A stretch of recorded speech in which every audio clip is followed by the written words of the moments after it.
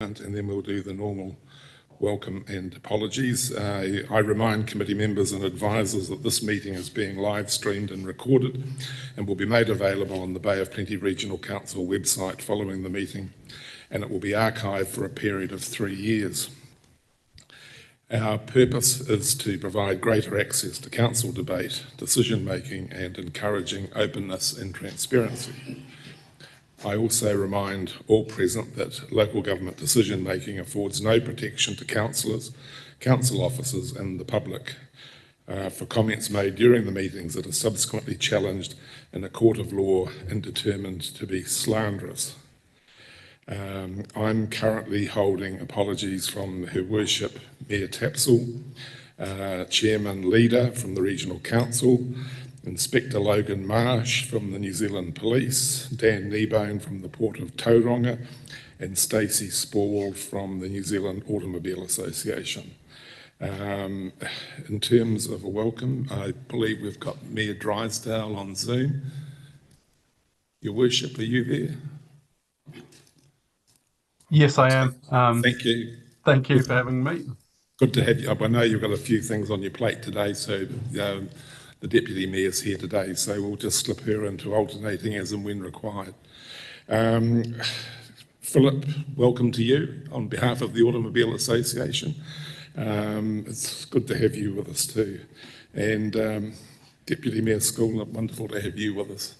Okay, I'm pretty sure you'll enjoy the meeting. And as I've always said in these meetings, any politicians present who are not voting members are fully participating in the whole meeting. So moving on, I'll move those apologies be sustained. Seconded Deputy Mayor Schooler, I beg your pardon, it'll have to be Mayor Drysdale. Seconded Mayor Drysdale. We'll keep up with this. All those in favour, please say aye. Against, carried. There are no changes to the order of business. There's no public forum today. There are no late items. And are there any declarations of conflicts of interest? There being none, moving on, the minutes for confirmation. If you can go to page 8, the Regional Transport Committee minutes of the 13th of September. I'm happy to move those as a reasonably true and accurate record of the meeting. Seconded the Honourable Ken Shirley. They're open for discussion or any points of comment or correction of anybody. There being none, I will put those minutes.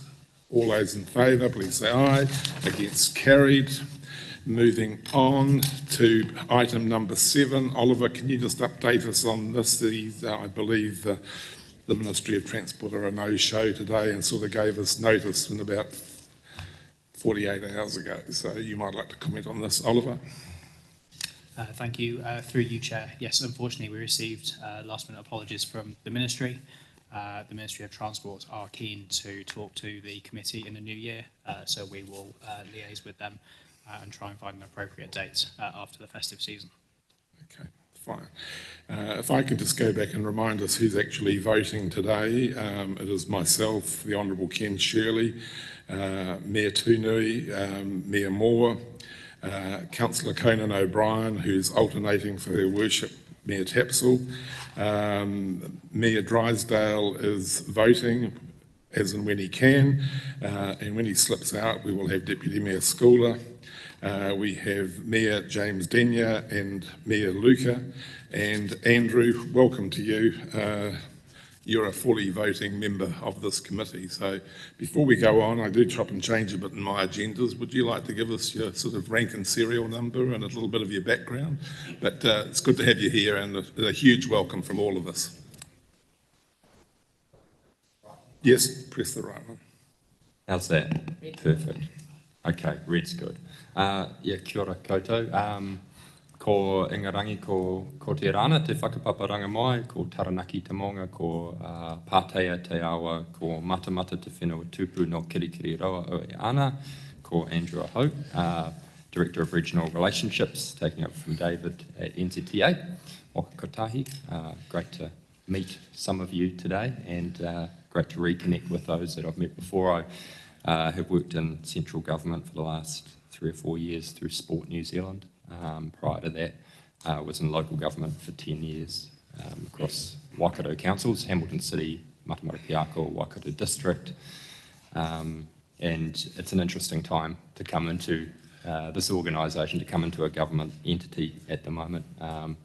We've got a minister that's very clear on the results that the government's looking to achieve. There's been huge impact through the NLTP on the councils around the table, so I acknowledge that today as well. And looking forward to presenting the report later on in the agenda. Just let me know, Chairman, when you want me to talk about the other update. Have no fear. No, but a very sincere welcome. Good to have you here. Oliver, page 18, the chairperson's report. Lead us through that, please. Thank you, Chair, and through you, the report in front of you brings to light matters of potential interest to the committee. There are a number of attachments to the Chair's report today and a few different issues, so I will pause at the end of each item and welcome to take questions.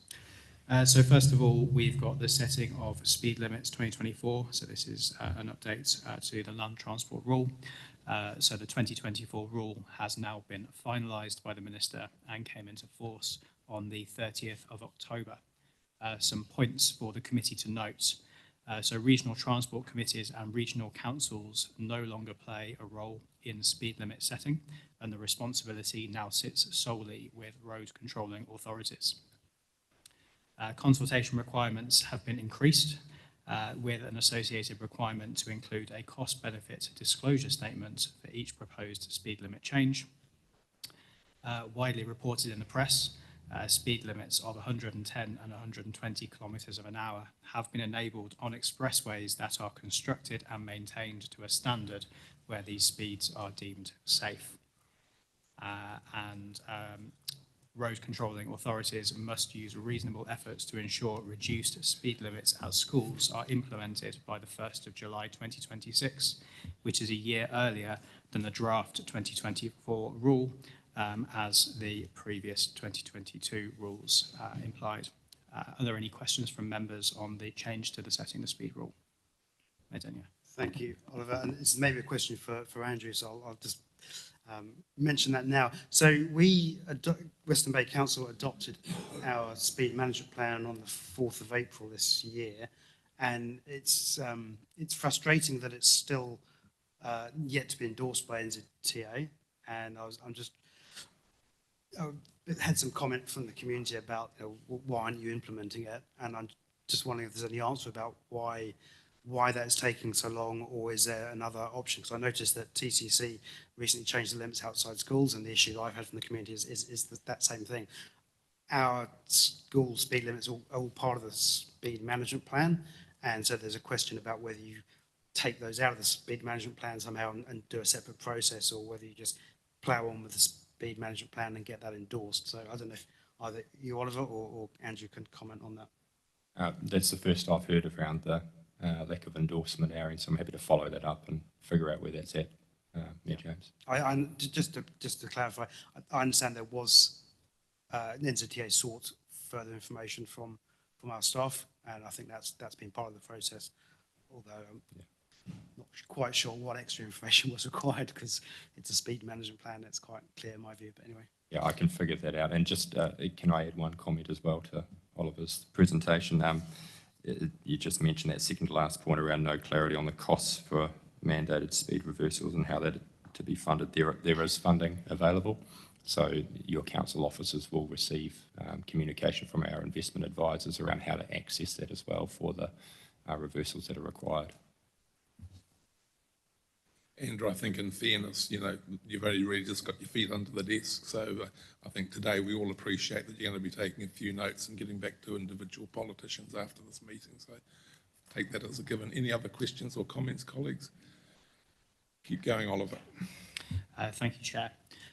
So members will be aware of the existence of the Regional Advisory Group, the RAG. So this is a group of technical experts so generally managers from all of the councils within the region that provide technical advice to this committee, most notably advice during the development of the Regional Land Transport Plan. After the adoption of the 2024 RLTP and the commencement of the new triennium, the RAG discussed whether the existing terms of reference that underpin that group were fit for purpose and went through possible improvements. We don't require the committee to endorse the updated terms of reference, but have attached them to the chair's report for your information. And some of the key updates that we've made to those terms of reference are highlighted in your chair's report. Probably most important is the final bullet, that the updated terms of reference set clear expectations of representatives, included the expectation of two-way communication between representatives and their respective RTC members. Oliver, there's a few new members here. Can you just brief everyone again on the process of the RLTP and how the tag group were used and, you know, how they stepped in and played their part? Certainly, Chair. So the RTC process generally takes 18 months to complete. So we recently reviewed the Regional Land Transport Plan, and that was adopted earlier this year. We generally start that process by confirming the objectives that the new or updated plan wants to achieve, and then go through a process of workshopping problem statements, key performance indicators with the committee. However, to support the committee with the development of that plan, there is a lot of technical work that is done outside of this forum. So we have the technical advisory group, as I say, so manager representation from all territorial local authorities and the regional council that work to pull together that technical work to inform the committee. We do, if there is disagreement in the RAG, go to a vote. So each council has one vote in terms of progressing technical matters, although generally speaking, the group does reach consensus. The last RLTP, there were some things that entered the process at the last minute, and over the past few months, we've held workshops with some of the territorial local authorities to do a bit of a reflections on that process and a bit of lessons learned.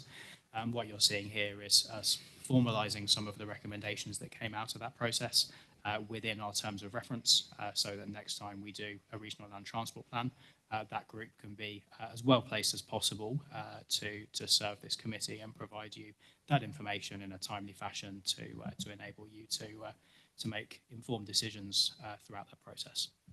His Worship Mayor Luca. Yeah, I'd just like to thank Oliver and yourself, Mr. Chair, formally for those workshops that you held, which I found quite useful. And note that it'd be a good thing, as Mayor Tunui pointed out, to have at the beginning of a triennium, because on this particular triennium there were mostly new mayors, and maybe that was some of the reason why there were hiccups. But anyway, thank you. Any further questions or comments? Being none, tolling proposal 2.3.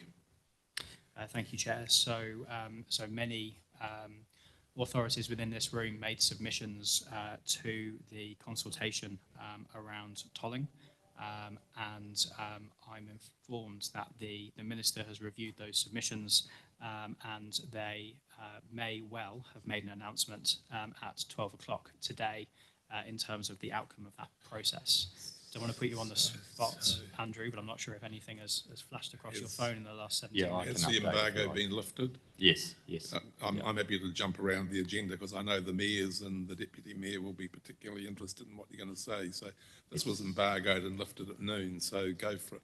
Yes, okay. So this has just been announced, so apologies for reading. We are off in the public page. session, I don't know if there's any attachments to that that are confidential. I just sort of better give you the heads up.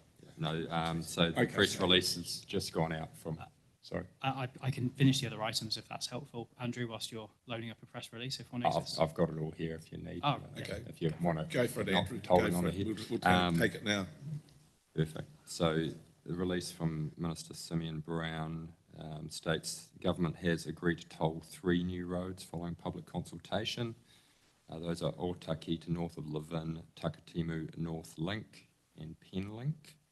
And just before I get into the detail on Takatimu North, the government has confirmed tolling will not be applied to the Manawatu Tararua Highway due to late consultation and timing constraints, meant it could not be cost effective to implement tolling until well after the road's completion, placing it outside the government's expectations for new road tolling. So, revenue collected from Takatimu North Link toll will ensure the road remains safe and well maintained and will contribute toward the construction and maintenance of the road, while the toll can't be used to directly fund other regional projects. It will free up money in the NLTF to invest in important infrastructure projects nationwide, including projects in the region. The GPS sets the clear expectation for NZTA to consider tolling to support the construction and maintenance of all roads, including the roads of national significance. The new road met the criteria for tolling, and the technical information showed a strong financial case for it to proceed. Following the tolling assessment and the public consultation phase, the NZTA board considered the findings and recommended tolling the route to the Minister of Transport. The final decision rested with Cabinet on that recommendation from the Minister of Transport. We received 2,317 responses from the public through the submission process on the tolling proposal, and thank you to the organisations in this room represented that provided submissions. The insights gained through those submissions were considered in the decision-making process, and documents relating to that consultation phase will be proactively released in due course. And I can speak to some of the costs involved if there's interest in that too.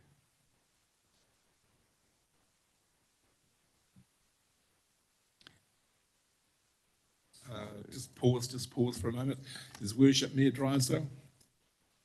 Hi, thank you for that. I'll just come onto the video.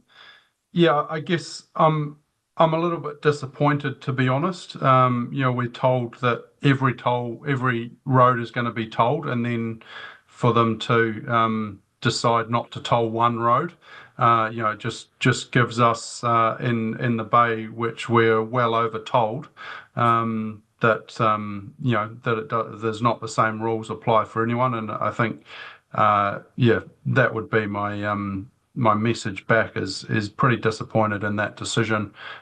We would have we're supportive of tolls if it's fair and equitable over the country, but we've already got 2 of New Zealand's 3 toll roads, and we're getting another one. And a region that kicks up a big stink doesn't get tolled. And at the end of the day, it's not about the economics; it's about whether it's fair and equitable. And that's, I think, pretty disappointing for our constituents.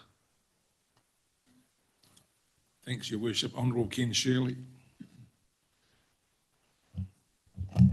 I totally endorse Mayor Drysdale's comments. I think government signal has been that we're moving towards general tolling with the review of fuel charges and traditional methods. There's a clear logic in that. A lot associated in the road industry support that move, but the basis has to be that it's fair and equitable. And in my view, Transmission Gully, the Waikato Expressway, Mackay's Peka Peka, all of those should have been tolled but weren't. There's no provision or suggestion of retrospective installation of tolls, but when you have new major capital items like the Tararua Manawatu link exempted for political easement and just bowing to political pressure, that totally undermines the basic principle and the trend and the justification and certainly equity, particularly in that this region carries 3 of the 5 tolls in the country. We're standing up, we're happy to do that and even accept another one, this is, in my view, a gutless decision, and I'd like to suggest that this committee actually considers taking some action to express our disappointment to NZTA or to the Minister, because it's the Cabinet made the decision. Back to you, Andrew. I just thought I'd clarify that the Takatimu Drive toll scheme will exempt drivers from that toll if they're travelling along Takatimu North Link in the same trip. So the way I'm interpreting what I've received in the last half hour is that you get charged once. His Worship Mayor Luca. Just with respect to the Regional Land Transport Plan, around this table, it was stated that the issue of equity was irrelevant. So just thought I'd chip that in there. Okay. Looks like we don't care about equity too much. I'm mindful we haven't had official notification that Andrew's just sharing this with us in good faith on something that was embargoed and lifted at midday today, but I'm happy to take something if it's now in the public domain. I'm comfortable I'm sharing. Yeah, I know, but I understand you can't vote if we took a vote on this particular issue, but would you like to move something, Councillor Shirley? Yes, I would. I would like to, sort of thinking on my feet here, but I'd like to... I can come back to you if you want to write. Yeah, I'll write something okay. out. Do it properly. Yeah. Do it properly. Okay. Any other questions or comments, anyone?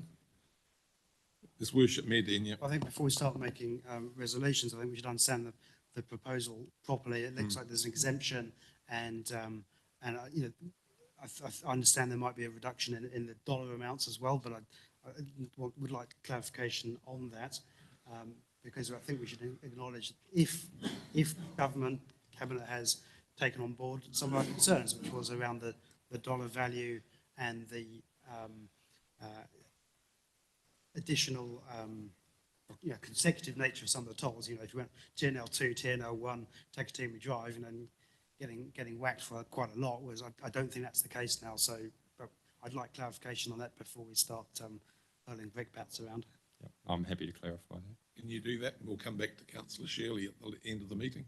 So for light vehicles, the charge will be $2.10 off peak and $3.10 peak. Peak times are 6 a.m. to 9 a.m. and 3 p.m. to 6 p.m. And for heavy vehicles, it's double the light vehicle rate. So $2.10 off peak, $3.10 peak.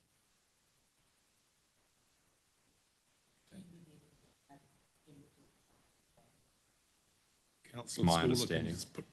For the benefit of those live streaming, can you repeat what you said? Sorry, I was just confirming, so the heavy vehicles are also paying extra at congestion time. My understanding from what I read here is that they would be double the light vehicle rate. So whatever that charge is, it would be double. Okay, we'll park that. There's no further discussion, and we'll come back to it at the end of the meeting, and Councillor Shirley can pull his motion up. Something more mundane, horses and the equestrians, 2.4. Before we move on, Chair, through you, I'm just very conscious, all we've got at the moment on tolling is a press release, and one that was released 24 minutes ago after this meeting had started. As and when more information comes out, staff will make sure that that is circulated to members of this committee with urgency. Okay. 2.4. Thank you, Chair. Through you, so at the last meeting, members will recall, under deputations, we had a presentation from Julia McLean on behalf of NZ Equestrians seeking formal recognition as vulnerable road users. We have drafted and sent a letter, or the Chair has drafted and sent a letter to the Minister, which was an action that was made at the last meeting, and that is appended to the Chair's report. Subsequently, the New Zealand Equestrian Advocacy Network group has provided a copy of their submission to the Parliamentary Petitions Committee, so that is also appended for the interest of members. And then finally, 2.5 in your Chair's report, the appointment of an external advisor for environmental sustainability.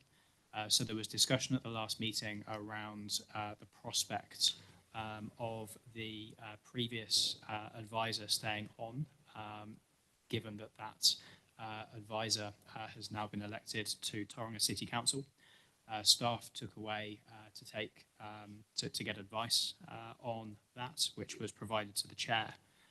The advice that staff gave was that there is nothing legislatively to prevent the appointment of an advisor of a councillor as one of its authorities as an external advisor, although there are potential conflicts of interest around that would need to be managed.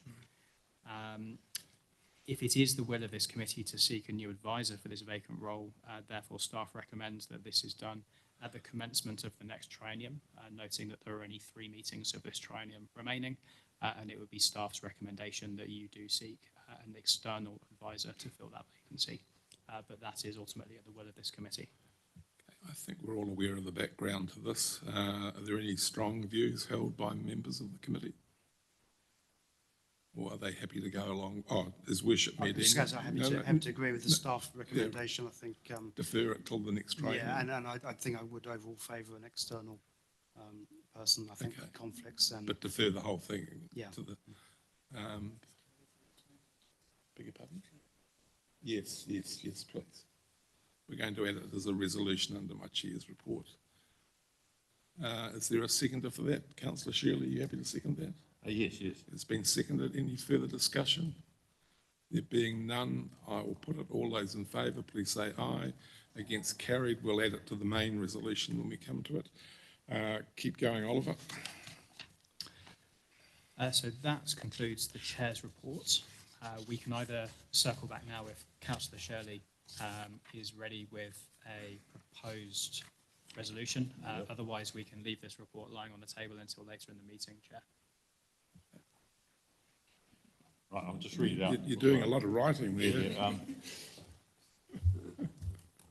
the proposed motion needs some tidying up. The Bay of Plenty Regional Transport Committee expresses its disappointment in the government's decision to not include the state highway linking Manawatu and Tararua.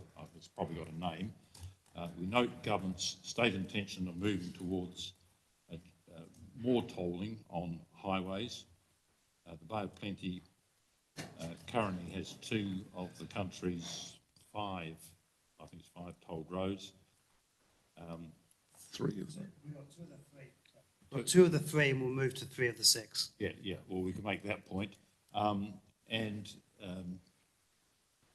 As we're currently the highest tolled region, we ask government to ensure that the intended policy as it rolls out is done so consistently without exceptions and kowtowing to political pressure. We won't use those words, but I mean, something along those lines.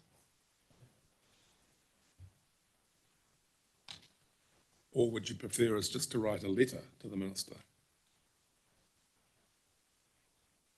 If I may, Mr. Chair. I mean, I think that would be the better option given the timing of it. I think we also have to be careful that overall. But we would comment in our opening statement that we were advised today, I think so. Also, the equity argument kind of hangs on Tararua not being told. And frankly, we don't know a lot about that situation. I do understand from earlier looking at it that is quite a special situation. And We're all special. Maybe Andrew or NZTA could provide more context around why that wasn't included. But I think there were some different arguments put about that. But I don't know. It's not in my area. So, yeah. Is Worship Mayor Luca? Yeah, I don't really feel adequately informed to make any decisions about anything. I mean, I'm not sure what the basis of government's decision really is. Which gets really to your point, but, why did they decide to do what they decided to do? Purely political? Oh, I believe so. The general policy has clearly been over several years, and it goes back further with the Minister of Transport advice, is to move towards tolling, road charging through tolling. And there was a huge campaign in this particular example. Like in my view, those other examples that I gave, like Transmission Gully, they should have been tolled, but they weren't. Waikato Expressway, tailor-made for a toll. But with the new government's stated intention of actually moving towards tolling, it's very important, and this is the point from our region's perspective, that policy is done consistently to a principle. And if they start bowing to heavy localised campaigns, they'll make a rod for their own back, quite frankly, because every region now will feel empowered if they put up a big enough fight in a campaign it won't happen. So So, it's very much about equity. yeah, I very mean, much so. His Worship Mayor Luca. could it be that the principle is that they'll start by tolling the more prosperous regions first, or areas? Palmerston North's very prosperous. Oh, I don't know, I mean, it's just trying to find out what the basis of their decision is, yeah. That's just a sheer, probably the sensitive of the Tararua electorate or something. No, I mean, it really is. Well, it all started with just a press release that came out of an embargo. So, Amanda, have you got? Can I just note something? Yeah, go for it, Andrew. I'm being told by one source that it is still embargoed, but I'm being told by another that it has been released. So We'll let me take just the bear first this in mind as well. It's a moving feast. Yes, that's interesting. So, Councillor Shirley, we're going to capture this in a letter to the Minister? I'm happy with it being a letter. I just Okay. think this regional transport committee has to make that statement on behalf of our region, given the inconsistency of the application of the stated intention of government policy. Okay, and in fairness to the members, we'll circulate that draft to you all before it goes. So, Amanda, can you put up the And will we new? have the option of signing or not? Oh, you need the rest of the resolution. Have you written that down? The rest of your resolution that you want captured in the letter? Yes, I have, but no one will ever read it. I'll write it. I've got a collection of those.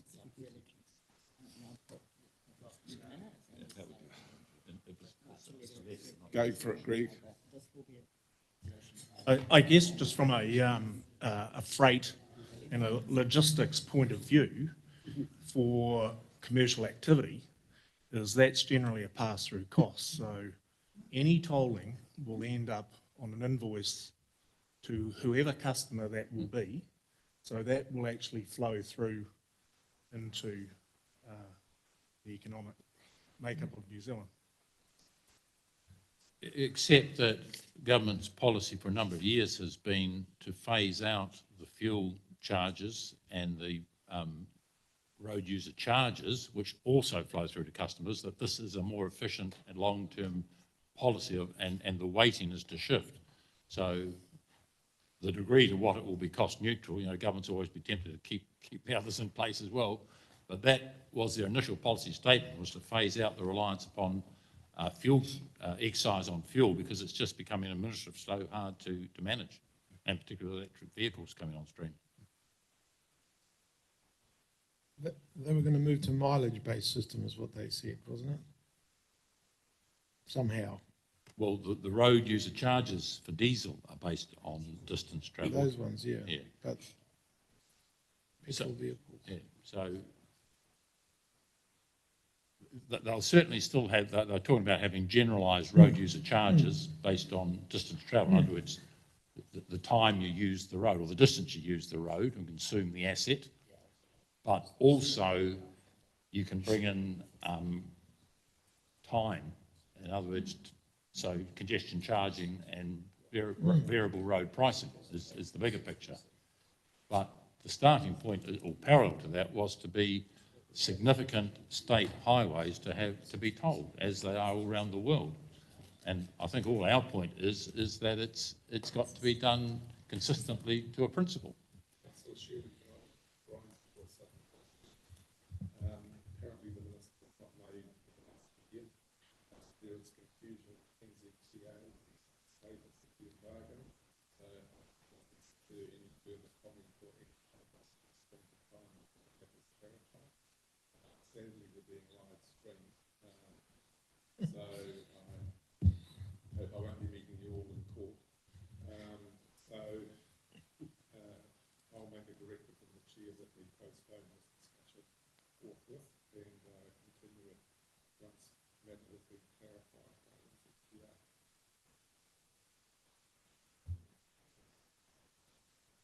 No one heard that because my mic's not on.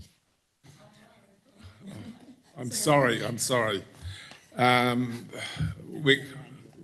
We are not going to proceed with any action at this point in time on the matter that was shared with us by NZTA with regards to tolling nationally and ministerial announcements. End of story. Keep going, Oliver.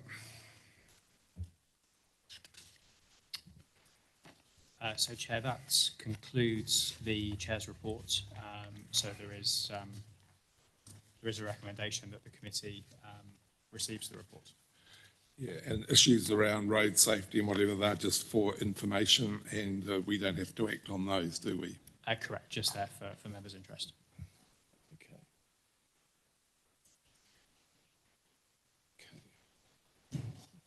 Go for it, Amanda. Just explain, Amanda.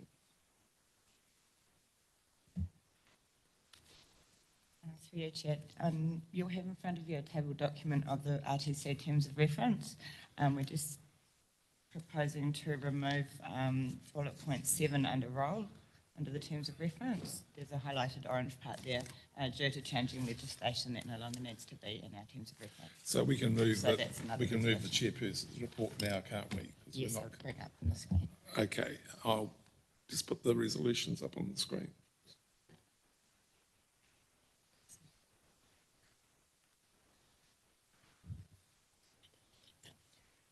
Okay. Yes, we're deleting the letter at this point in time.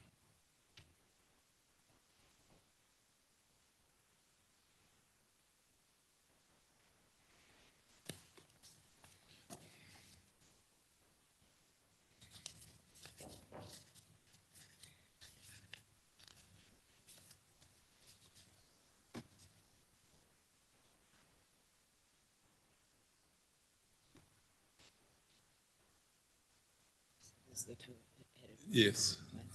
Okay. I'm happy to move. Is there a seconder? Is Worship Mayor Luke, are you happy to second?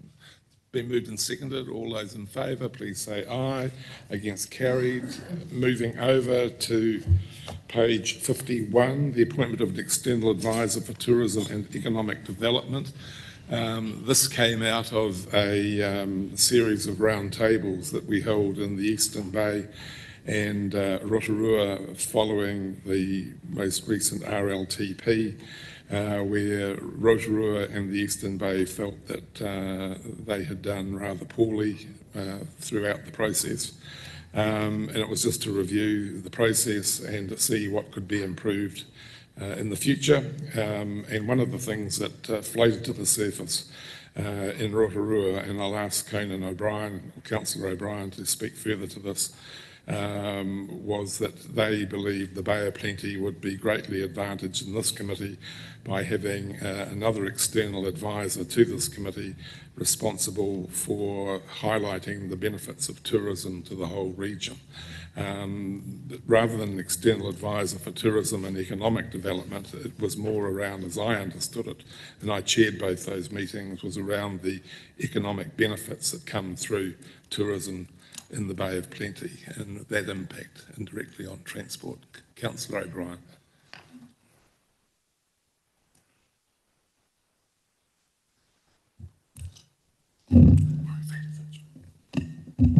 Thank you, Mr. Chairman. Thank you, and I just took the comments from His Worship Mayor Luke previously, acknowledging and thanking both you and Oliver for coming to Whakatane and also Rotorua for those meetings. They were much appreciated.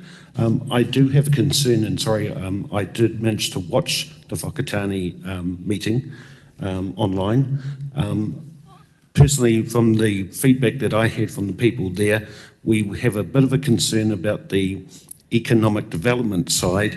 Certainly from the interaction that we had was certainly an emphasis on tourism, not so much on the economic. And I do have a concern that if we have someone with that range as well, it's a very broad scope for someone to be putting in an economic development focus when we're already here. And I think when you've got someone from the ports, you've got someone from Tauranga, from the freight, from the roads, to be putting another person in with a focus on economic development on such a broad scope, I feel that tourism is such an important aspect of our economy anyway across the Bay. Virtually all our areas are affected by it, whether it's internal or overseas, cruise ships, buses, planes, airports, etc. I just wonder if we're better off, perhaps the focus should be narrowed only onto tourism. That's certainly a concern that I had faced when we saw the agenda placed, and I'm not questioning the accuracy of the feedback, but I think we need to refine this right down just to a tourism focus, in my opinion. Thank you. No, thanks, Chairman.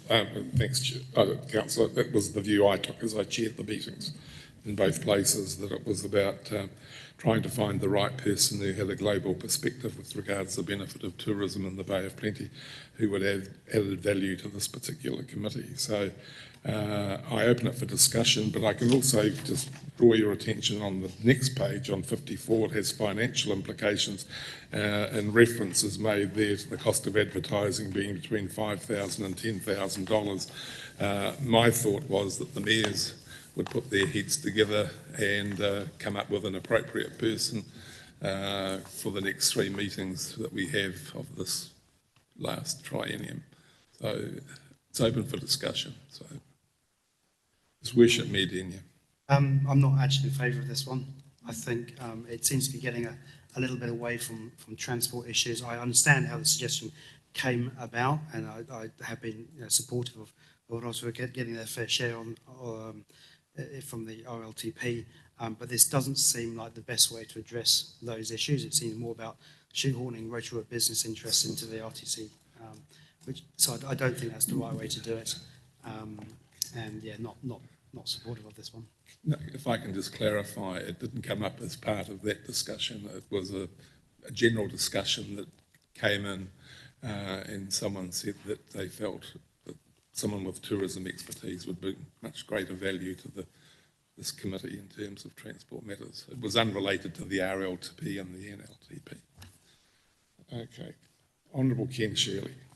Thank you, Chairman. I support Mayor Denia's comments. I think this is a regional transport committee, and you can argue that every sector has a transport component in it, but what we have here is like the port should be. They are critical to transport. Certainly heavy freight, they are actually operators. We have AA as advisors. Because if you include tourism, you say, well, why not forestry? Look at the huge impact of forestry in our region as road users.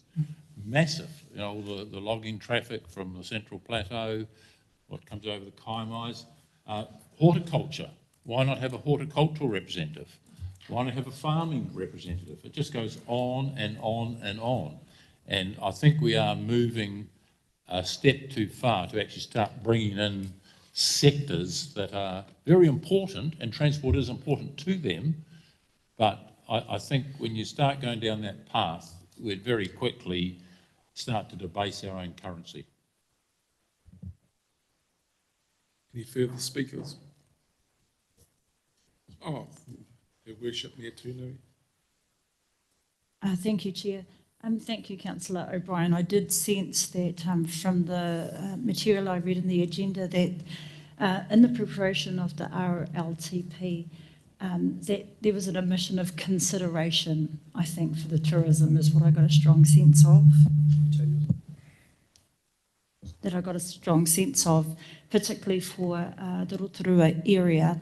Completely agree. At what level, of course, transport is important to a number of sectors, and really looking back on the purpose of this particular committee, I think it's a very valid concern for all sectors. We're very fortunate that it's been raised in this way, and I just wonder, Chair, if that's the form that it needs to take. I had drawn in reading my agenda, I cast my eyes back to the recently updated terms of reference for the RAG group, and just wondered, in terms of the technical advice and the preparation of the plan, would that perhaps be a better level of connection and advice, given that that is the technical advice that is passed up to this committee for the legislative function that this committee holds? I just wonder. So absolutely valid.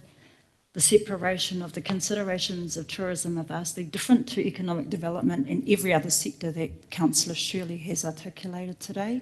Just where does it sit and fit? What is the rightful place of that representation? Okay. Oliver.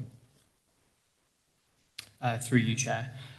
The other thing I'd make you aware of is there is the ability when we come up to review the RLTP for members to consider objectives, targets, KPIs that encourage more thought and proactive thinking and policy to support this area. And if members were to express that, then the RAG would have to then look at technical solutions to deliver against the will of the committee. I'm not sure having someone on the RAG effectively wearing that technical hat would be something that would be easily delivered, and that generally speaking, members of the RAG are council employees, and we don't tend to employ people with those specialist tourism skills. Generally, they're transport managers, but we can absolutely take that into those decisions if it is direction that's given when we develop the next RLTP. Supplementary, please, Chair. Thank you. So what we're confirming is that the function is absolutely valid. What we're trying to find is the form to make that fit. What's become evident is it's been sorely omitted in the preparation of this RLTP. So encouraging any way for that omission not to be repeated in the next preparation or even in the delivery of our current LTP. Please, Chair. Thank you. Okay. I have a sense it's not going to fly, Councillor, but Greg. Just my 10 cents worth of it. I guess any roading or any improvements or any other of those benefits that we can apply, tourism will get the gain from that anyway. Any further speakers for or against the motion? No. Final, is Worship Mayor Moore, then final comments from Councillor O'Brien. Yeah, I'm just wondering, the fact that it's got economic development, there's, I think, something that a few of us are worried about. If it was just tourism, would it be slightly different? And perhaps this is something that could be put off to the mayoral forum to talk about for future. Doesn't everything come under economic development anyway? I mean, all of those sectors just roll up to you'd like to think it did. Final comments, Councillor O'Brien. Thank you, Mr. Chairman, and just taking on board what Mayor Denyer said, and I take on board what he said, but it wasn't really to have a Rotorua focus, it was supposed to have a bay-wide focus. Cruise ships coming into New Zealand isn't going to be a problem Rotorua has to contend with, but what we would like to make sure is that the facilities that the cruise ships come in, and when the tourists disembark to visit right around our region, that those sorts of facilities and accessibility through our transport links are there. And I think that a tourism focus, as opposed to, as I say, I have concerns about the very broad scope that economic development could certainly be on. That's why I think tourism is such an important thing for all our cities right throughout the bay, and hopefully something that can continue to grow, because it's such an important money earner for us. And I take on board what the Honourable Councillor Shirley said. But I would also say he is right, but then I could say, well, how much importance is a port of Tauranga to Rotorua and to the rest of us now, especially with the shareholding coming down from regional council? So he is right. We've got to be careful, because otherwise every industry could be on. We'd have a committee of 300 people. But tourism is in a growing and important part of the economy of virtually every part of this bay. Horticulture sometimes, farming some places, not all others. But, I mean, as I say, I take on board, and I thank my colleagues here for their feedback. But I do stress it shouldn't get confused with the RLTP. This was a separate discussion that took place about trying to emphasise to the Regional Transport Committee the thought that there was a greater value for the table if tourism was included as a non-voting member advisor. Oliver, final comments. Through you, Chair, just to remind members that representatives from the tourism industry could come and speak in public forum at future meetings, as well as submit through the RLTP process as well. So there are mechanisms there to make sure that those voices are aired in chambers and have the best opportunity to be considered by members when you move towards developing your next RLTP. Okay, I'm going to put it to the vote. The only ones voting, of course, the Honourable Ken Shirley, Her Worship Mayor Tunui, Mayor David Moore, Conan O'Brien, Councillor for Rotorua. Mayor Drysdale, are you on board, or do I hand it over to... Yes, I'm here. Oh, you're there? Okay. Yep. No, His Worship James Denyer, Mia Luca and Andrew Corkle are those who will be voting. We're voting on the original recommendation. Okay, I'll put it. Those in favour of the recommendation, please say aye. I'll be recorded as aye. And those against? The noes have it. The motion is lost. Through the chair, please, if I may. I'm a no, but I would like to see an additional recommendation. I don't find that public forum is sufficient in terms of what's being proposed. In fact, it's far too late when the RLTP has already been written. I believe there is some work that needs to be done to give broader considerations. Particularly, it's been raised, and I do thank Rotorua, well, the tourism sector, forgive me, for raising that. There is fundamentally a conversation that's been missing. We do not want to repeat this. There have to be wider considerations in the preparation of the technical advice that is received by voting members of this committee. I would add a fourth recommendation that that piece of work is actually picked up.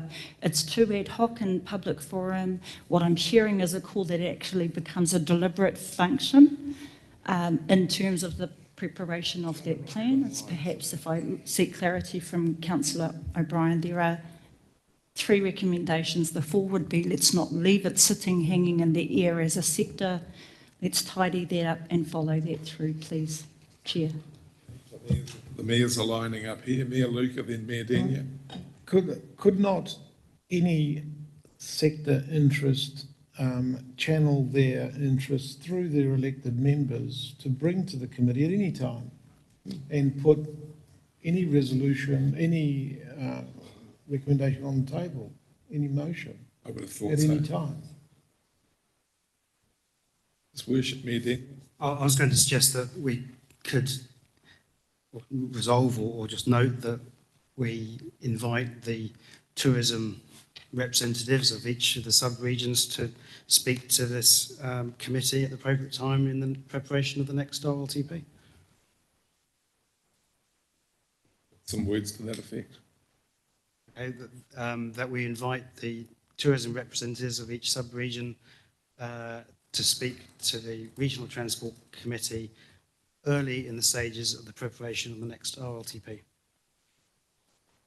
Oliver. Just for the information of members, although we are only approximately 6 months into the current RLTP, you'll recall that it's well over a 12-month process to develop and adopt an RLTP. So we are probably only 12 months out from commencing work on the next version of that plan. So I think it'd be good to get that resolved so that the staff know about it and can provide invitations rather than rely on a potentially new set of elected members to think about it in the first few months of their triennium. So that's why I think it might be good to have that written down now rather than hope for the best in a year's time. So Mayor Tunui, you were wanting to add a final one you gave notice of, which I was happy, Yes, I'm happy to have included in the main body of those recommendations. As a fourth recommendation, addition, deviation, Chair, I'm suggesting that it's actually in the forming of the plan, not once the plan has been put out for consultation, where you then start to politically battle and for your different projects or regions. What I'm hearing is what's being raised is there's a specific sector that has been missed out or not considered. That the considerations of this committee aren't just the infrastructure of transport, but actually the reason why the transport is provided in the first place, as in the end user, be it by sector or by private use or whatever it might be. So I'm suggesting there's an opportunity in bringing the plan together for that earlier conversation of consideration. I'm not trying to rap like Councillor Shirley over there. That there's a far more meaningful and valuable way that we can capture that rather than having the frustration of the submission process to actually let committee members know you missed us out. We can't even see ourselves reflected in this plan. That's what I think I'm hearing. I think we've captured those thoughts. Amanda, we'll put it up.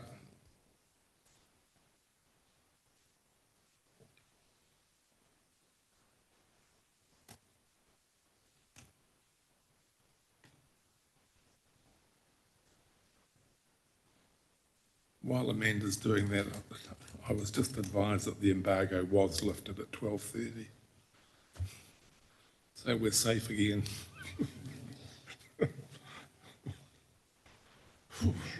Well, pray God. Yeah. All good. Does that capture it?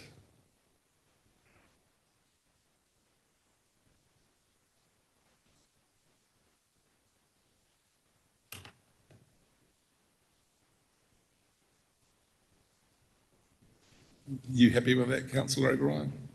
Thank you, Mr. Chairman. Yes, I am, and thank you to Her Worship for her assistance and help and guidance on this. And colleagues for their indulgence. So I'm happy to move that.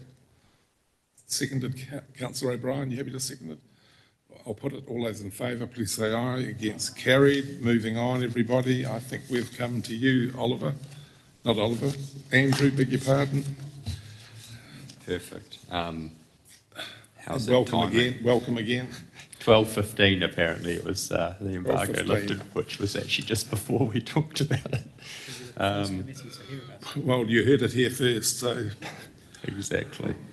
We keep, just so you know, we've traditionally kept these very conversational, so you're happy to accept questions throughout the presentation? Happy to do whatever you do normally. Okay, here. just jump in, colleagues, and throw your questions at Andrew as he goes through the presentation. But no, Perfect. a very good welcome, and we look forward to a long and close association with you. Well, thank you. I'll take the report as read and just flick through some slides. Firstly, starting with some of our national items of interest. We've talked briefly on speed already, so I might jump to safety cameras. So we're starting to see a real difference in driver behaviour at the new camera sites that we've taken over. And I just passed one of the new signs for the one up the Kaimai today. Our website has the most up-to-date status of where all our camera locations are. And to deliver these in a cost-effective and efficient manner, we need a mix of fixed safety cameras at the high-risk locations and mobile safety cameras, and we've just appointed an operator for those mobile safety cameras in the last week too. Mobile ones to start operating under NZTA jurisdiction mid-2025. We're also looking at investigating 3 other possible average speed safety camera locations in the Bay of Plenty, so State Highway 30 Lake Rotomā, State Highway 2 Matata, and State Highway 5 Tumanui. So hopefully in coming months we'll be able to provide a bit more detail about what our funding will cover in this space. So our roads of national significance across the country. Our project teams have been appointed across the first phase of the 7 projects to look to accelerate consenting, property acquisition and design. All RONs have been listed in Schedule 2 of the Fast Track Approvals Bill. An expanded package was confirmed in November for State Highway 1 Wellington Improvements Roads of National Significance, which includes a second parallel Mount Vic tunnel, as well as a duplicate terrace tunnel and basin reserve upgrades.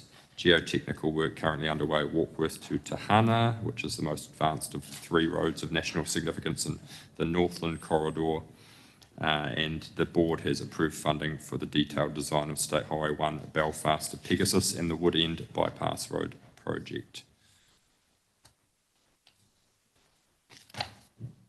In the Bay of Plenty in Waikato, Tauriko West, most of the work you'll have noticed is offline. There'll be a tie-in at either end. The Tauranga tie-in will be temporary until the long-term works are delivered, and work at Omanawa will be staged. The broader Tauriko West RONs will be delivered in 4 phases, so the State Highway 29 and 29A designation and consenting, Omanawa Bridge replacement, State Highway 29 offlining, and State Highway 29A widening. Takatimu North Link Stage 2, it's intended to use fast track legislation for the consents here. And there's information not on the slide here, but in terms of the Waikato roads of national significance, which may be of interest to this committee, the Hamilton Southern Links investment case. We're beginning, starting around about now into 2025. There's no funding for construction of Southern Links in this NLTP period. And we've got a briefing coming up for Hamilton City Council and other future-proof partners around that prior to Christmas. We've got some RFPs from consultants that have been received to award the contract to do the investment case for that piece of road.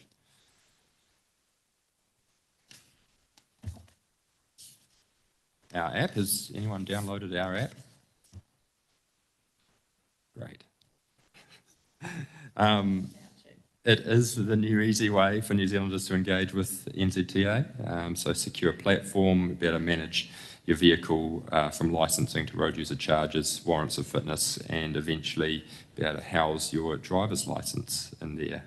So constantly being improved and something that we're getting fairly good uptake in across the country at the moment, but clearly not at this committee. The Road Efficiency Group, this is a group that some of your officers in the councils will be involved in. Te Ringa Mai Moa is a collective partnership across the transport sector working toward business excellence, formed in 2012. And the GPS has directed the Road Efficiency Group to refocus this year to ensure that investment in maintaining and improving resilience on the state highway, local and rural road network is spent in the most efficient manner. We also have an asset management development standard, so collaboration between ourselves and the NZ transport sector to improve the management of land transport asset information, which I'm sure some of your officers will have been involved in.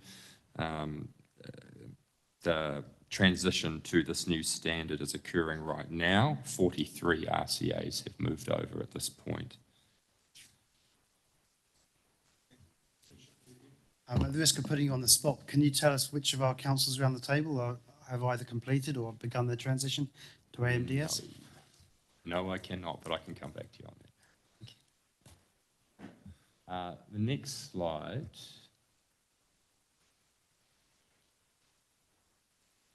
is not working. This one. This is an interesting one. So this is our customer interactions, so it's everything NZTA does. So 12,000 kilometres of roads maintained, 42,000 potholes fixed, 59,000 unplanned accidents, 52,000 state highway phone calls, 5.7 million registered vehicles, 4 million Class 1 driver licences, 33,000 heavy vehicle permits, 1.2 million vehicle road user charges collected, 1.3 million contact centre interactions, 7.5 million agent contacts, 18 million letters and emails, 6.5 million online transactions, 21 million visits to a website, 5.1 million visits to Journey Planner, which is heartening, 17,000 social media posts reaching 218 million and 2,500 OIA requests. So a useful little snapshot of what our teams deal with.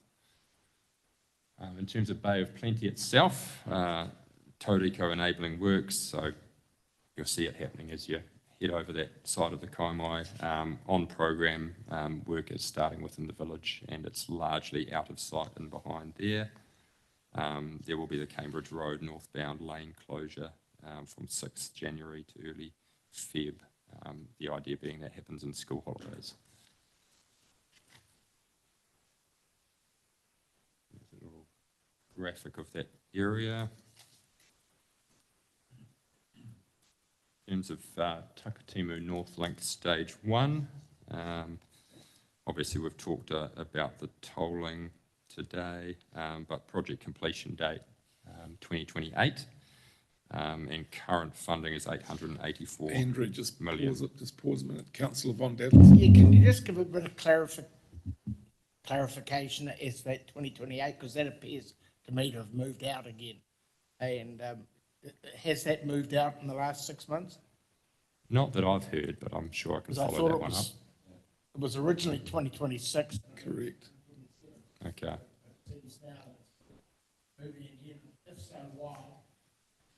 I'm happy to come back to the committee with that. I'm not aware of that changing, so.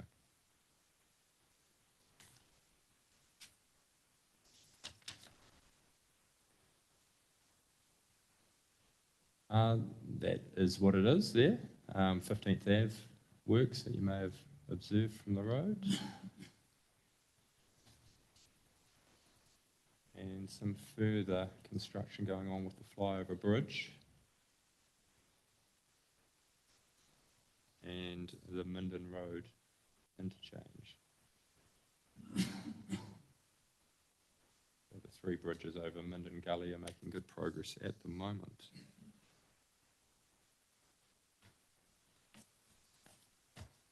Safety. So the GPS has changed how we invest in safety. We've focused priority through the NLTP on investment in safer driving behaviour, promoting safer vehicles and building safer infrastructure, and safe roading infrastructure is built into all those RONs and the RAWS projects as well.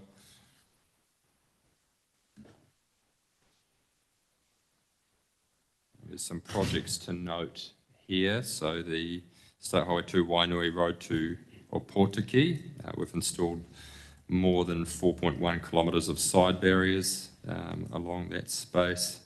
There has been procurement and construction funding talked about for the Matakerapu roundabout as well, but there's been no funding allocated to complete the second section of that.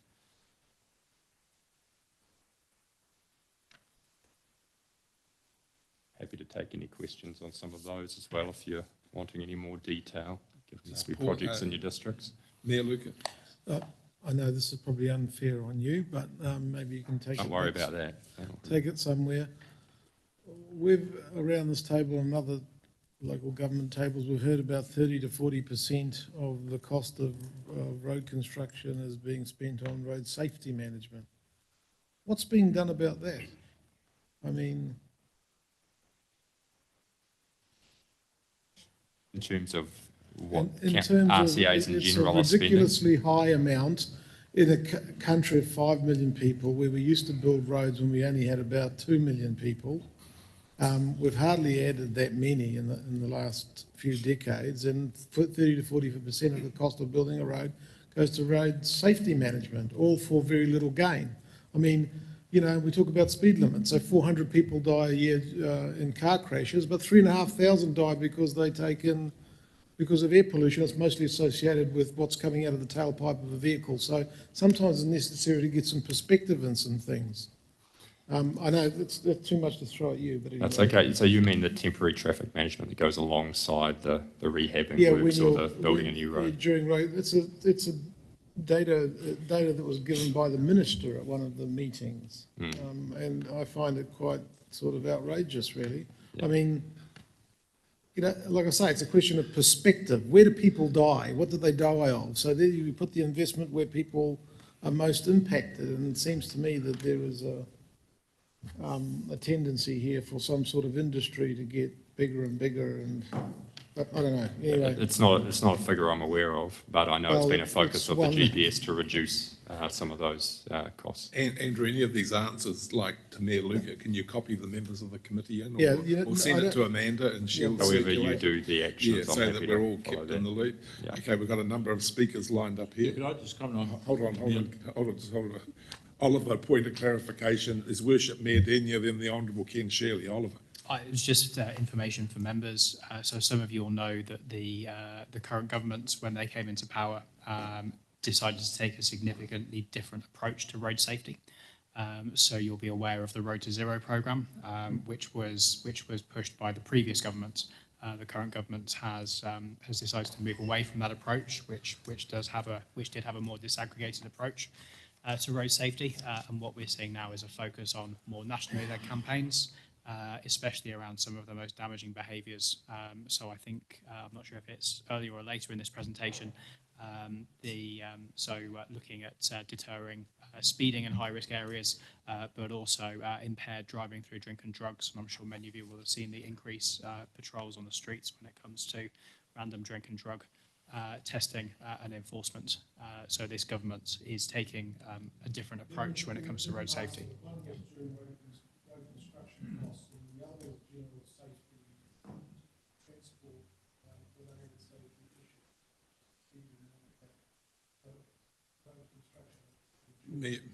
Mayor Denyer, then Honourable Ken Shirley. Mayor Denyer. Just on the State Highway 2 way to Omokurua, I just wanted to update everyone that I had a good constructive discussion with Andrew earlier this week. In fact, the high level is that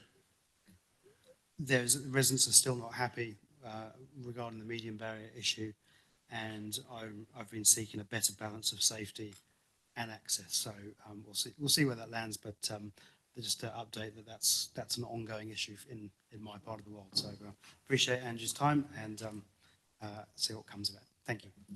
Honourable Ken Shirley. Thank you, Chairman. Just point on that point, I have to say there's still on real concern over the Wrights Road issue. I live in that part of the world, as does Mayor Denyer, and the local community is not at all happy. But very grateful for the changed position of NZTA in terms of the centre median barrier not carrying on the whole full distance with no left-hand turns, but there's a strong feeling in the community that the Wrights Road one, there should be provision for right-hand turn at Wrights Road particularly. When you drive it, it just does not seem sensible, and a lot of the emergency services and trucking industry, I'm sure, farm, horticulture deliveries, it's a huge imposition and real community concern. So if there's any update on any change there, my understanding is that NZTA does not intend to change their position on that, but the ongoing community outrage, I'm sure, will continue. So I'll park that one, but invite your comment on it. The other one is with regard to Mayor Luca's point. The real issue, I think, is the traffic management rules under the Land Transport Act. And over more recent years, they had become incredibly prescriptive and detailed. That's what the orange cone, no jurisdiction in the world has as many orange cones as we do, I would suggest. And for any industry or any business, anybody wanting to do anything, the traffic management requirements prescribed by the rule under the law are just so costly and so prescriptive. My understanding is with the new review of regulations is that that's high up on the list for significant review in terms of getting that balance between risk and cost and the rest of it, because a lot of people are thinking it's way out of balance as it sits now. The other one, Chairman, I've got a draft for now that the news has been broken. We're going to come to that at the end. I promise you that. We're coming to that at the end. Right. Greg? Ken, to the that traffic management, is 40% of the cost? Is that what? I've heard that figure, yeah. In some cases more, but I know it's We're about an absolute outlier. There's not another jurisdiction in the world has anything like our cost in terms of traffic management. Well, it's $1 million road. It's 400 grand's worth of traffic management. Yeah. Well, back to you. I'll come back and clarify some of that in the next meeting, I think. With regard to Wrights Road and Councillor Shirley's question, no, our board maintains the stance that we have maintained to date with that safety barrier. Keep going. State Highway 30 Eastern Corridor. I'll just allow you to read through if interested. Feel free to ask questions.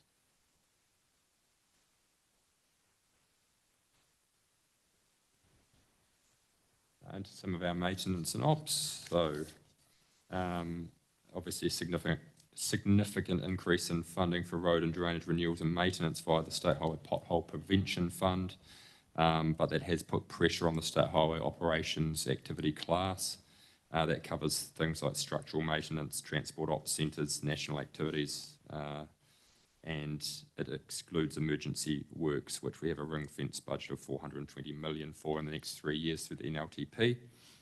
All networks have looked at how they can best keep the state highway network safe and operational while working within the budget requirements. So safety, paramount, won't be compromised, but you may see a reduction in some of the cyclic activities that we undertake, like mowing, litter collection, signage replacement, signage cleaning. and frequency of line marking in some areas. So some residents that you may hear from may feel the maintenance of the state highway network isn't at the standard they expect, but we will be looking for opportunities to deliver that kind of work alongside, maintenance and ops in a corridor rather than reactively, so looking to combine activities.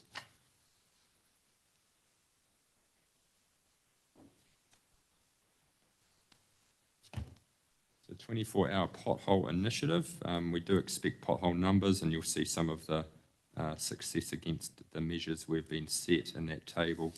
We do expect those numbers to reduce over summer as the warmer, drier weather leads to a reduction in the water getting into the pavement.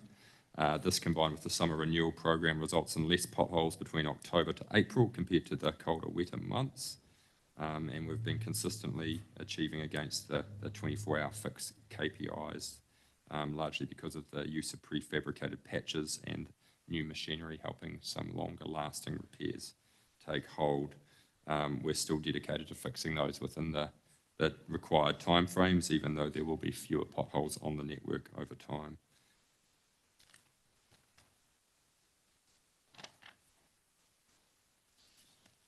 So the 24-25 Bay of Plenty renewal program, this is the first step in the long-term plan to improve network condition overall, aligned with the national strategy. So a focus on rebuilding of roads through the State Highway Pothole Prevention Fund will be more disruptive in the short term, but does provide better whole-of-life outcomes for the State Highway network. Jan and Feb continue to be the busiest months of the year when the weather aids progress, although it is the same time, obviously, people are travelling around the country more, though helpfully it is also school holidays too, so we don't end up with those snarl-ups around school traffic. The majority of the program that we're looking at here will be completed by the end of March. This just shows the Western Bay 2024-25 renewals program. This doesn't include our chip seal program. And this is the Eastern Bay renewals program for summer.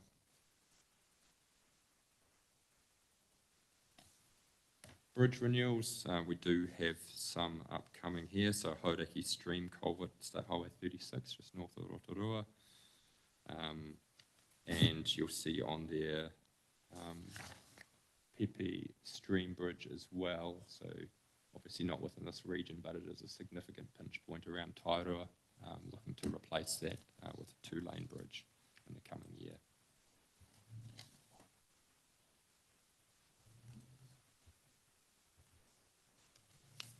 Taupo Commercial Vehicle Safety Centre, again, out of your region, but interesting to note that the construction's underway, and this will be operational early 2026. Probably the most significant one for us, which you will have experienced and heard about, is State Highway 1 through central and southern Waikato. 220 kilometre section, Pierere to Waiuru, 5,670 potholes repaired between July 22 and April 24. And thus the accelerated maintenance project will see 4 years of maintenance undertaken within 16 months and completed by December 2025. So you will have heard a bit about the hard closures that we're undertaking at the moment. So Patararu to Tokoroa are currently closed for a 4-week period while the entire stretch is rehabbed. Desert Road will be, it's fairly prominent in the media, 13th of January, that was moved out due to some of the impact on the businesses around that busy holiday period as well.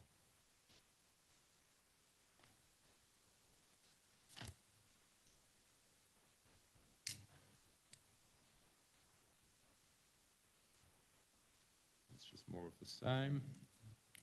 And further questions? Questions, colleagues? Greg?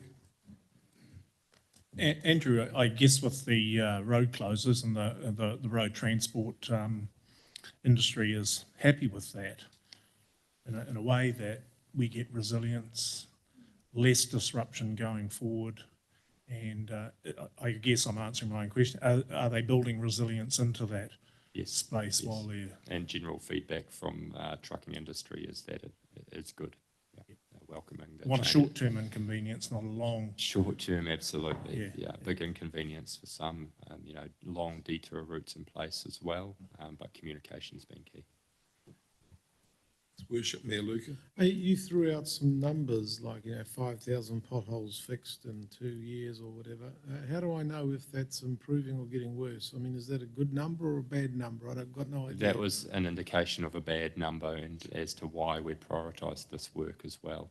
So you'd be looking in but with future to see respect to a other lot years, less on that stretch. What's that, sorry? With respect to other years, are you fixing more potholes as a function of time, or are we fixing less? That's kind of what I wanted to know.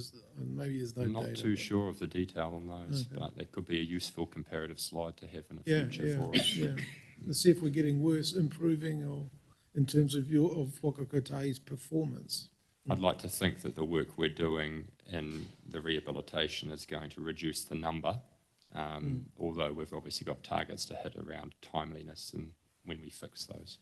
Okay, thanks. Any further questions or comments to Andrew? Greg again? I think my understanding that pothole remediation work is a new formula. It's got some longevity in it. Is that correct? That's what I take to understand as well. I don't know the details of that. Yeah. That might be interesting to share. Yeah. Okay, you happy to move your report be received, Andrew? Happy to move that. Seconded, Mayor Luca. I'll put it. All those in favour, please say aye. Against, carried. We're on the home straight, everybody. Verbal updates and opportunity from committee members and advisors. We will deal with Councillor Shirley's letter at the tail end. Angus, I believe you've appeared there. Are you on Zoom? I am. Kia ora koutou. I don't know if you can Hi, see me. welcome. Angus is the representative external member for Kiwi Rail. So welcome, Angus. And anything you'd like to share with us? Yes, yeah, I do have a brief update, but firstly, just apologies for lateness. It's been a very strange week, so I'm just running a bit behind with various things on. I just wanted to give one kind of heads up to this particular group because we're doing a huge amount of work in Auckland over the summer break. Why does it matter to you? It matters to you because your constituents will be in and around Auckland over the summer, and you'll just be seeing a lot more trucks during that period. So I just want to make sure everyone is clear about why and what's going on. So we're going to have 96 days of closures over the next 14 months within the Auckland period. There's a few really long periods of blocks of line, which is over the summer break. Will be closed right up until the end of January from Christmas. And during that time, there will be road bridging. So we'll be taking our freight customers freight down to Hamilton in large part. Within Auckland, you'll be seeing 60 to 70 trains per day doing 4 daily return trips within Auckland. And then beyond that, there'll be quite a few trucks running down to Hamilton where we'll be then putting it onto our container transfer sites and moving them over to Tauranga and to other parts of the country from there. People will be stuck behind trucks over summer is the message, and that is the reason why. And then the argument for it, which the Minister articulated when he made announcements back in early November, is that this is the final push in getting ready for the City Rail link, which will make a big difference for Aucklanders, but also for people in the Bay of Plenty, because the sooner we get the Auckland network into a tip-top shape, more reliable, that matters for the freight that moves through Auckland as well. We're 66% of the way there. Just to put a bit of context in, this is not a new piece of information. This is a major long-term upgrade to the Auckland network, 66% of the way there. And it is going to be a breather time once the City Rail link is open in 2026, but we just have to get ourselves ready. So just wanted to share that to make sure people know if you're stuck behind a truck during the summer, that's the reason why. Okay, thanks for sharing that, and a good segue into you, Greg. Freight advisor, trucks, not rail. Anything you'd like to share with the committee? Well, I guess the road transport industry always is the final link, and whether it's a disaster or an issue like this, road transport always fills the gap. So unfortunately, that's the way it is, but we need the goods moved. Chief. Yeah. Anything else you want to share with us, or what's hot in your spot? You know, so. microphone, but we're on, people can't hear her live streaming.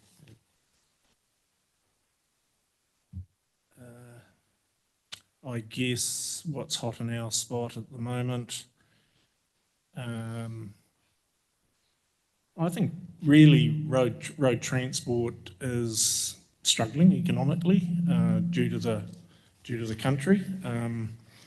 As we slowly move to into a new year, I think generally there'll be more freight movements as people become more, they start buying more product. Apart from that, the industry is performing reasonably well on the safety side.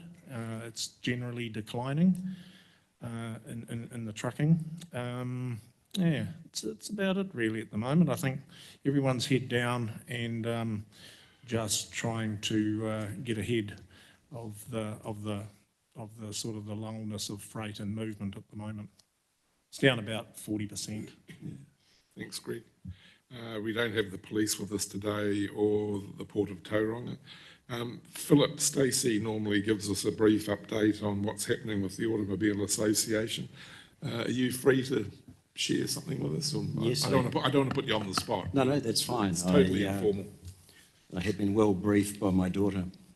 The Automobile Association at the moment is a number of initiatives that they're pushing as far as calls.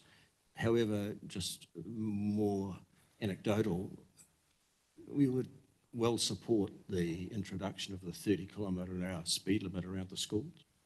However, we're quite disappointed that the current information would indicate we're going to have static variable signs as opposed to the more visible electronic signs, which I think are a marked step ahead as far as encouraging motorists to comply with the new speed limit, which is significantly less than what has previously been experienced. So I'm not sure of the price difference between the two variables, but I think the safety enhancement for the young people would be greatly enhanced if we were able to use the electronic type signage. Interestingly, one of my point two was a delay in confirming the tolling on the TNL, but that's been well litigated. Also have a concern with the apparent slowness of rolling out of the revision of the speed limits around the country, where the government suggests that June, July 2025 is the deadline or sunset on RCAs making alterations to those or revisions or review. And it seems to be, as far as the media is concerned, we don't seem to see much action at the present moment, which is disappointing. And lastly, NZTA, thank you, Andrew.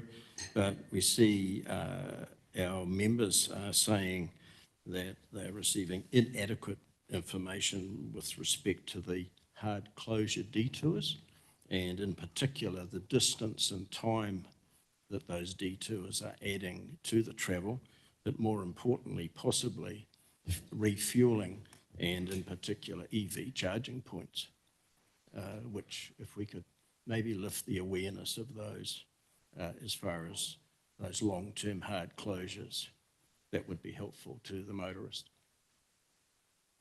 Thank you. Thank you. Okay, final item on the agenda. Honourable Ken Shirley, your letter. And you've assured us we're quite safe, Henry. Quite safe. Just the first cut of, probably needs some modification, but I'd propose that the Bay of Plenty Regional Transport Committee write to the Minister of Transport, copied to the Board Chairman of NZTA, expressing our concern with the apparent inconsistency in the implementation of the government's road tolling policy, as highlighted by the omission of the toll on the new Pararua Manawatu State Highway link route, when the Bay of Plenty will have, I think it's 3 of the country's 5 toll roads. So we're really highlighting that inconsistency from a regional perspective. Hold on, there's a clarification here. 3 of the 6. And you just needed to add Honourable Simon Bridges to that. He's the chairman.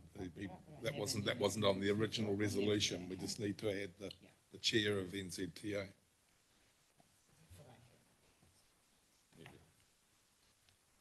Just get it up. Copying NZTA, chair, yeah, right. You happy with that?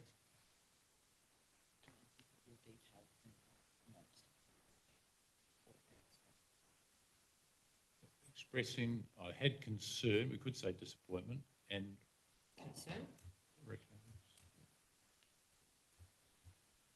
inconsistency in the implementation of the government's road tolling policy, because it's really their stated policy to have it as a general tool, and highlighting, as highlighted by the omission of a toll road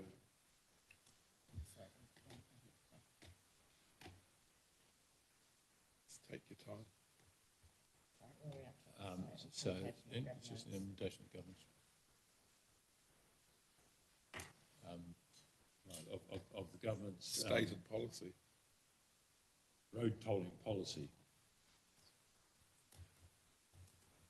I just wonder, Mr. Chairman, is the what we're seeking, is it more of an actual explanation of the inconsistency? That would soften it, yes. Sorry. If you want to soften it. Would you like me to read again the reasoning that's been put out? Yes. Apologies, Mr. Chairman, but I'm actually unfamiliar with the project that we're, sorry, not complaining about, but seems to be the area of concern. It's the replacement of the Manawatu Gorge. The Manawatu Gorge went down. Thank you. I'm aware of the bridge, very but I'm not. expensive link, virtually Manawatu to. Yep.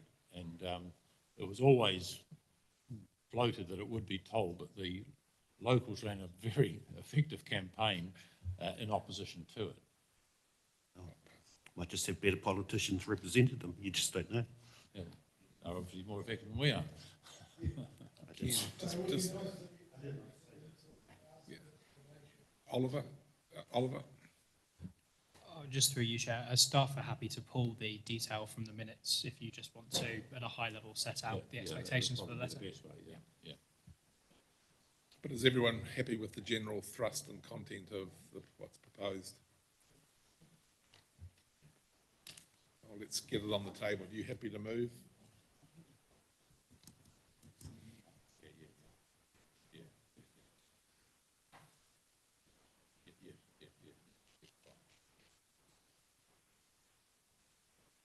This is your recall, it was the chairperson's report.